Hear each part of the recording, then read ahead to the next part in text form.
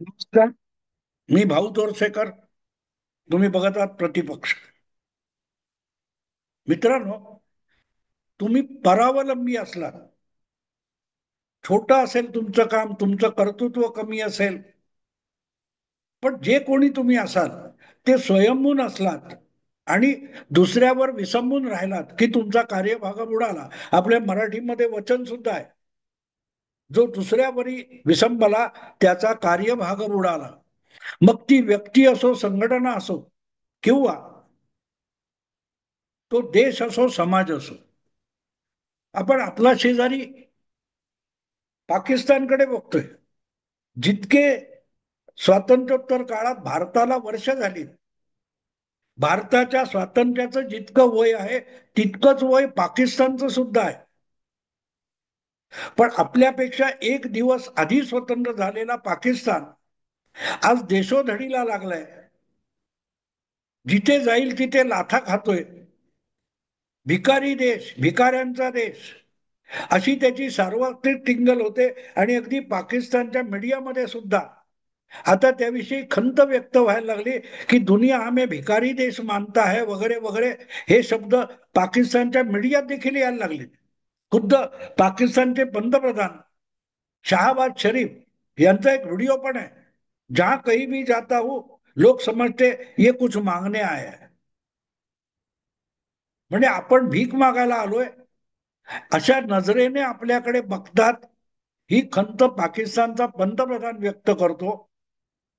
कारण इतक्या वर्षामध्ये, 7-8 दशकामध्ये आपल्या पायावर उभं राहावं, आपण स्वयंभूपणे उभं राहावं, आपला पुरुषार्थ जागून आपल्या देशाला एक सामर्थ्यशाली समाज बनवावं, याचा विचार सुद्धा पाकिस्तानच्या राज्यकर्त्यांनी केला नाही, कर्त्या धर्त्यांनी केला नाही. जो जो कोणी नेता व्हायला आला तो सत्ता बळकवायची आणि आपली तुंबडी भरायची, आणि मग लोकांच्या धर्मभावना किंवा राष्ट्रभावना यांना आग लावून जगाकडे भीक मागत फिरायचं. कधी चीन असेल, कधी अमेरिका असेल, कधी सौदी अरेबिया असेल, कधी दुबईवाले असतील, त्यांच्याकडे वाडगा घेऊन जायचं. कधी आपण मुस्लिम देश आहोत म्हणून भीक मागायची, कधी आपण भारताला अडवणूक करतो म्हणून भीक मागायची, कधी अफगाणिस्तानला कंट्रोल करायला अमेरिकेला मदत करू म्हणून भीक मागायची. अशा रीतीने फक्त भीक मागूनच ज्यांनी आपला देश चालवण्याचा प्रयत्न केला त्यांची दुर्दशा अपरिहार्य असते. आणि ज्या वेळेला तुम्ही अवलंबून राहता तेव्हा समोरच्याने तुम्हाला कितीही मित्र म्हणो, तुमच्या खांद्यावर कितीही हात ठेव, जेव्हा त्याचा स्वार्थ संपतो तेव्हा तो तुमच्याकडे पाठ फिरवतो. मध्यंतरी तुम्हाला आठवत असेल, ऑपरेशन सिंदूर वगैरे झाल्यानंतर पाकिस्तानचे रक्षा मंत्री ते कोण खाजा वगैरे आहेत, आणि दुसरे बिलावल भुत्तो, त्यांनी सांगितलं ना की ब्रिटन आणि अमेरिकेसाठी सोव्हिएत युनियनच्या विरोधात आम्ही जिहादी तयार केले, अतिरेकी दहशतवादी आम्ही तयार केले, आम्ही त्याच्या मागे 20-30 वर्ष भरकटत गेलो. पण ज्या वेळेला अफगाणिस्तानाविषयी अमेरिकेच्या प्रायोरिटी लिस्ट मधून संपला तेव्हा अमेरिकेने अफगाणिस्तानकडे पाठ फिरवली आणि अफगाणिस्तानच्या नावावर पाकिस्तानला मिळणारी भीक बंद झाली आणि भुके कंगाल व्हायची पाळी आली. पण या उधारीवरच्या जगण्यामध्ये जी एक मस्ती येत असते, आपल्याकडे म्हण आहे ना, ऋण काढून सण साजरा करणं. म्हणजे उधारीचे पैसे आणायचे आणि त्याच्या बळावर रोषणाई करायची, खानपान करायचं, आणि जेव्हा ते कर्ज फेडण्याची वेळ येते तेव्हा आणखीन कुठेतरी भीक मागायला जाऊन उभं राहायचं. ही पाकिस्तानची अवस्था होती. आणि 50 वर्षापूर्वी पाकिस्तान पासून विभक्त झालेला बांगलादेश, याची अवस्था वेगळी नाही, याची अवस्था वेगळी नाही. जी दुर्दशा पाकिस्तानची झाली त्यापासून खरं तर बांगलादेशने शिकायला पाहिजे होतं. काही अंशी शेख मुजीबुर यांची कन्या हसीना वाजेद यांनी बांगलादेशला सावरण्याचा प्रयत्न केला. भारतासारखा तगडा शेजारी आहे, त्याच्या मदतीने बांगलादेशला आपल्या पायावर उभं करण्यासाठी हसीना वाजेद प्रयत्न करत होता. अशा वेळेला यापेक्षा तुम्हाला सोपं करून देतो म्हणून अमेरिकेचे अध्यक्ष बायडन आणि CIA वगैरे यांनी जे उचापती केल्या, त्याला बांगलादेशचे लष्करशाह बळी पडले, तिथले मुल्ला मौलवी बळी पडले आणि त्यांनी हसीना वाजेदला आपला देश सोडून पळायची पाळी आणली, परागंदा व्हायची पाळी आणली. कारण अमेरिकेला बंगालच्या उपसागरामध्ये आपला एक नाविक तळ, हवाई तळ उभा करायचा आहे. त्यासाठी बांगलादेशच्या मालकीचं एक बेट पाहिजे होतं. ते बेट द्यायला हसीना वाजेदने नकार दिला, तर कारस्थान करून तिथलं लष्कर आणि तिथे मुल्ला मौलवी आणि विरोधी पक्ष यांना हाताशी धरून बांगलादेशमध्ये CIAने, अमेरिकेने चिथावणी दिली आणि आमिष दाखवली. तर तिथल्या विरोधी पक्षांनी, मुल्ला मौलवींनी आणि काही लष्करशाहांनी हसीना वाजेद यांना पळून जायची पाळी आणली. एका बाजूला चीन त्यांना हुलकावणी देत होता, पण ज्या वेळेला हसीना वाजेद पळून आल्या, पण दुसरीकडे अमेरिकेत सुद्धा सत्तांतर झालं आणि आरंभीच्या काळामध्ये जो काय हवाई तळ, नाविक तळ बांगलादेशच्या जवळ बेटावर करायचा होता, तो प्रोग्राम मागे पडला. अमेरिकेत सत्तांतर झालं होतं. तेव्हा मग हवालदिल झालेला बांगलादेशचा नवा नेता मोहम्मद युनुस याने पाकिस्तान प्रमाणेच चीनकडे भीक मागायला सुरुवात केली. चीनकडे भीक मागायला सुरुवात केली आणि आपण कसे चीनला उपयुक्त आहोत आणि भारत विरोधी राजकारणासाठी, डावपेचासाठी बांगलादेश हा चीनला कसा उपयुक्त आहे हे सांगायला सुरुवात केली. किंबहुना तिकडे जाऊन सिक्कीम जवळ भारताचं चिकन नेक आहे, ते आवडलं तर संपूर्ण ईशान्य भारत हा पाकिस्तान, चीनला कब्जात घेता येईल इथपर्यंतची वक्तव्य मोहम्मद युनुस तिकडे करून आला आणि आपोआपच चीनच्या डोक्यात तो डाव आहेच म्हणून चीन सुद्धा त्याला बळी पडला आणि चीनने सुद्धा मोहम्मद युनुसला उचकारायला सुरुवात केली. म्हणजे एका बाजूला अमेरिकेचा हात धरायचा, दुसऱ्या बाजूला चीनचा हात पकडायचा आणि भारताला डोळे वटारून दाखवायचे. पण जगण्यासाठी तुम्ही स्वयंभू आहात का? भारताने आर्थिक नाड्या आवळल्या आणि बांगलादेशची दुर्दशा होऊन गेली. दुर्दशा होऊन गेली. म्हणजे पाकिस्तानवर आपण काही हल्ले तरी केले, बांगलादेशवर हल्ला करण्याची गरज नव्हती.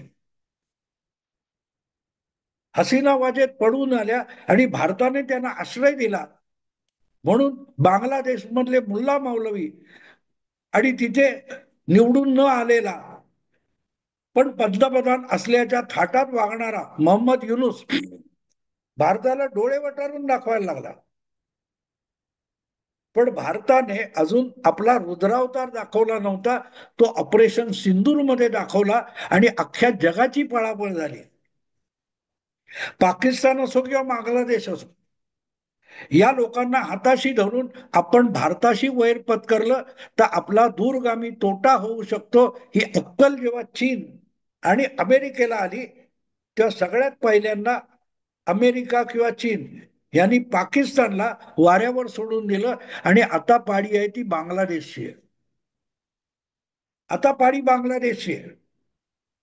कारण तो जो काय नाविक तळ किंवा अमेरिकेला उभारायचा होता बांगलादेशच्या किनाऱ्याजवळ समुद्रामध्ये, तिथे भारत आपली कोंडी करतोय हे लक्षात आल्यानंतर अमेरिकेने आणि अमेरिकेचं गुप्तचर खातं, संरक्षण खातं यांनी हळूच तिथून काढता पाय घेतला. खरं तर एक वेळ अशी आली होती महिना 2 महिन्यापूर्वी की तिथे अमेरिकेच्या नौदलाचे अधिकारी आणि काही जहाज सुद्धा येऊन पोहोचली होती बांगलादेशात. पण भारताने अशा प्रकारे बंगालच्या उपसागरामध्ये आणि बांगलादेशच्या काय त्या बिहार बंगाल सीमेजवळ अशा प्रकारे लष्करी अभ्यासाची सुरुवात केली की अमेरिकेला लक्षात आलं की हा बांगलादेशला डोळे वटारून दाखवण्याचा प्रयत्न नाहीये. हे सरळ सरळ अमेरिकेला धमकावण्याचा प्रयत्न भारत करतोय हे अमेरिकेच्या लक्षात आलं आणि अमेरिकेने बांगलादेश नजीकच्या त्या काय सेंट जॉन किंवा काय असं काहीतरी एक काय ते बेट आहे, त्या बेटाच्या आग्रहाच्या बाबतीत काढता पाय घेतला. म्हणजे थोडक्यात बांगलादेश ज्या अमेरिकेच्या बळावर उटपटांग गोष्टी करत होता, मोहम्मद युनुस ज्या बळावर भारताला डोळे वटारून दाखवण्यापर्यंत गेला होता की भारताच्या हवाई स्पेस बंद करू, भारताचा हे करू ते करू, असल्या दमदाट्या जो बांगलादेश आणि मोहम्मद युनुस करत होता, त्याला वाटत होतं अमेरिका आपल्या बाजूने उभी राहील. पण ऑपरेशन सिंदूर झाल्यानंतर सगळं जग हकून गेले. भारताचं नवं सामर्थ्य आणि भारताचा रुद्रावतार म्हणजे काय हे बघून सगळं जग गडबडून गेलं असताना याची झळ आपल्याला लागू नये इतक्या शहाणपण अमेरिकेकडे आहे. आणि म्हणूनच बांगलादेशमध्ये ज्या काय उचापती अमेरिका करू बघत होती त्यांनी हात आखडता घेतला आणि बिचाऱ्या मोहम्मद युनुसची गोची झाली. पण त्याला आशा होती की आपण या आधीच अमेरिकेने काही कमी जास्त करू नये म्हणून चीनकडे मैत्रीचा हात पुढे केलेला आहे.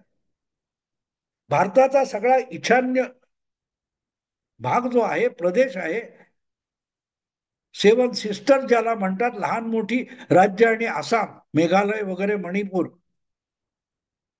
हे चीनला बळकावायला आम्ही मदत करू हे आश्वासन तो मोहम्मद युनिस बेजिंगला जाऊन चीनला देऊन आला होता. पण त्याची मुंडी कधी पिरगाळली जाईल भारताकडून ही अक्कल त्याला नसली तरी चीनला असते. आणि म्हणून ऑपरेशन सिंदूरचे परिणाम बघितल्यानंतर चीन सावरला. इकडे अमेरिकेने त्या काय सेंट मार्टिन वगैरे काय जे बेट आहे तिथून हात आखडता घेतला, तर तिकडे चीनने हात झटकून टाकले. कारण भारताने नुसतं बांगलादेशच्या जवळ सैन्य अभ्यास केला नाही, थेट चीनच्या सीमेजवळ गलवान आणि काय वगैरे वगैरे डोकलाम हा सगळा भाग आहे, त्या भागामध्ये सरळ सरळ लष्करी तैनाती सुरू केली. मोठमोठ्या तोफा, चिलखती गाड्या, हवाई दलाची लढाऊ विमानं, क्षेपणास्त्र यांची अशी तैनाती केली की चीनला घाम फुटला. कारण आज अमेरिकेच्या टॅरिफ वॉरमुळे चीन सुद्धा डबघाईला आलेला आहे. युद्ध चीनला सुद्धा परवडणार नाहीये. बोलायला ठीक असतं, आमच्याकडे एवढं सैन्य आहे, एवढं शस्त्रास्त्र वगैरे आहेत, पण ते शस्त्रास्त्र वापरणारी शूरवीर सैनिक मंडळी पण तुमच्याकडे असावी लागतात. आणि दुसरी गोष्ट, त्या युद्धाचा खर्च उचलण्याची ताकद सुद्धा तुमच्यात असावी लागते. अमेरिकेचे अध्यक्ष झाल्यानंतर अमेरिका ग्रेट अगेन करण्याच्या काय त्या भूमिकेमध्ये ट्रम्प यांनी जो अमेरिकेविरुद्ध टॅरिफचा बडगा उगारला, त्यामुळे चीन मधली सगळी अर्थव्यवस्था डबघाईला आली आहे. 400 पेक्षा अधिक छोट्या प्रमाणावरच्या जिल्हा पातळीवरच्या बँका बंद पडलेल्या आहेत. अर्थकारण डबघाईला गेलेलं आहे. मोठमोठे उद्योग आणि कंपन्या रसातळाला गेल्या, दिवाळखोरीत गेले. बेकाऱ्यांच्या झुंडीच्या झुंडी महानगरातून चीनच्या फिरतायत. सरकार विरुद्ध, सत्तेविरुद्ध आणि पोलिसाविरुद्ध लोक रस्त्यावर उतरायला लागले.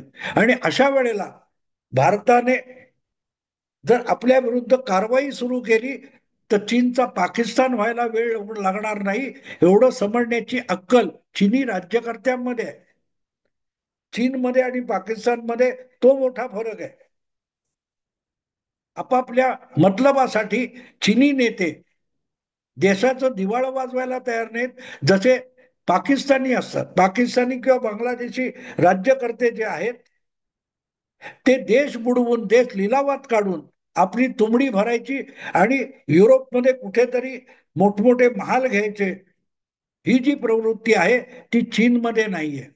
आणि त्यामुळे ऑपरेशन सिंदूर नंतर भारताने जो सामर्थ्याचा चमत्कार घडवलेला आहे तो बघून चीनही सावध झाला. आणि म्हणून ज्या लालचीने भारताशी शत्रुत्व बांगलादेशने पत्करलेलं होतं, ती लालूच दाखवणारे अमेरिका आणि चीन यांनी हात झटकले आणि हात आखडते घेतले म्हटल्यानंतर बांगलादेशची कडी आता पातळ झालेली आहे. त्यांना कळत नाहीये काय करायचं.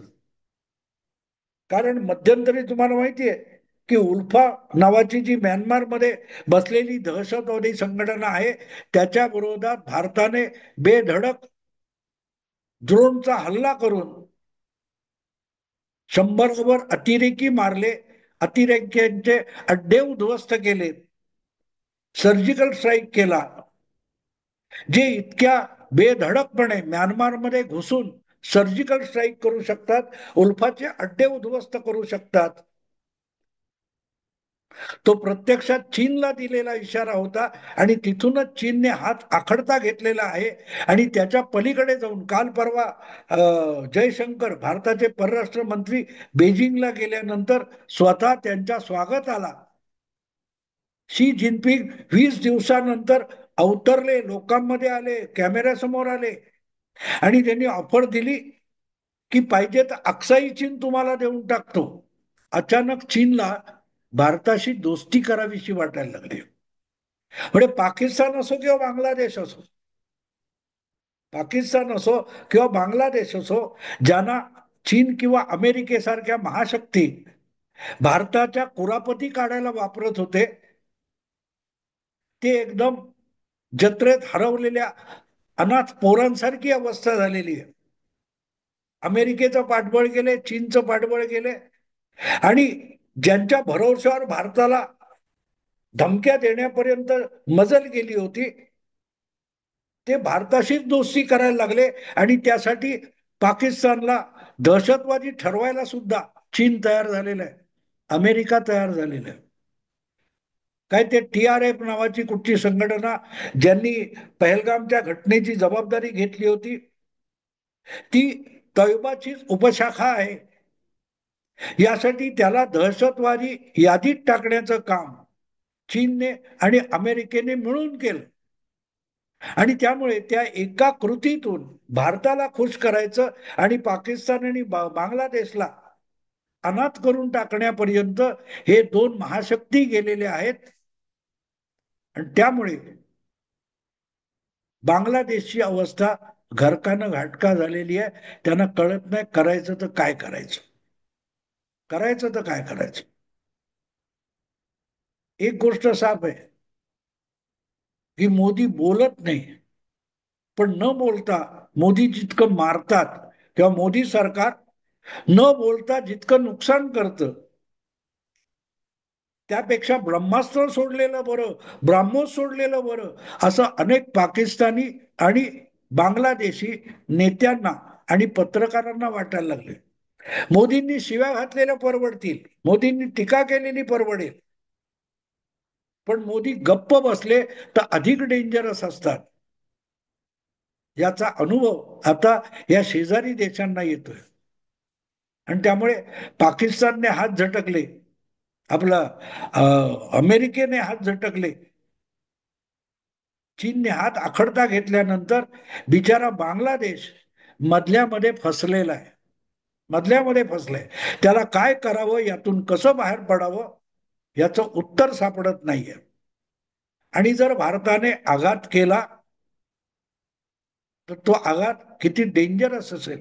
एक असं म्हणतायत की सिक्कीम जवळ जे भारताचं चिकन नेक आहे ते कदाचित गेंड्याचं नेक, गेंड्याची मान करण्या इतकं रुंद केलं जाईल. आणि त्यासाठी बांगलादेशचा एक मोठा प्रदेश आटोपत्या लष्करी कारवाईतून भारत करू शकतो अशा शक्यतेने बांगलादेशच्या राज्यकर्त्यांना दरदरून घाम सुटलेला आहे. बघू काय होतं.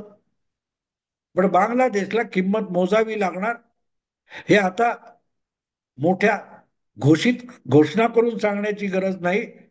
पाकिस्तानला आणि म्यानमारला धडा शिकवणारा भारत किंवा भारत सरकार बांगलादेशला सुखासुखी सोडणार नाही, ही खुणगाठ मनाशी बांधून ठेवा.